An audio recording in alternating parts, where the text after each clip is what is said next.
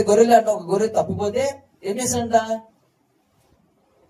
99 పక్కన పెట్టి ఒక్క గొర్రె కోసం ఎదుగునా పోయినాడు కదా.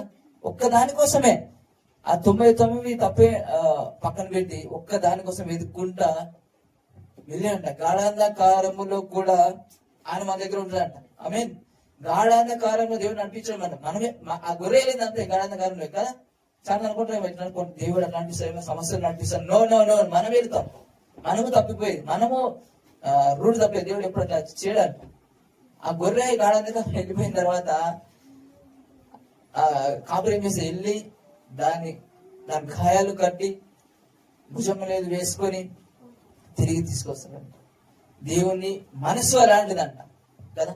తప్పిపోయిన ఆయన కుమారుని తీసుకొని కౌలించుకుని ముద్దు పెట్టుకొని ప్రశస్తమైన వస్త్రాన్ని ఏమని చెప్పాడు.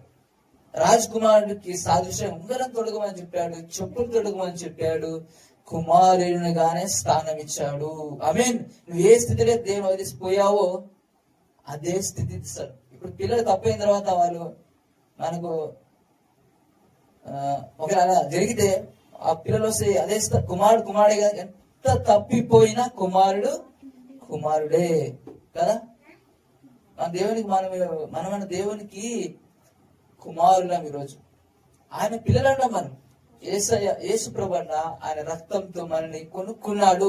ఇప్పుడు మనం ఆయన పిల్లల పాత నిబంధనలో దేవుడుగా ఉన్నాడు, కొత్త నిబంధనలో ఆయన దేవుని పిల్లలమంట. మనం ఆ తప్పైన కుమారుడు ఎలాగో చేర్చుకున్నాడు. ఆయన ఎవరైనా సరే ఎంత దూరం వెళ్ళినా సరే ఆయన వైపు తిరిగితే ఆయన మన వైపు తిరుగుతాడంట. ఆమేన్.